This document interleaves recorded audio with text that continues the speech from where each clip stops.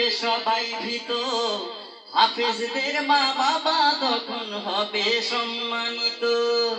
কিয়ামতের মাঠে যখন থাকবে সবাই ভীত, তাদের মাথায় নূরের মুকুট দিবেন রহমান। বলছি তাজিম দেওয়ার জন্য আমি রেডিওতে বলছি তাজিমউদ্দিন তুহিন পিতা তহিদুল ইসলাম সাহেবকে যাওয়ার জন্য আহ্বান।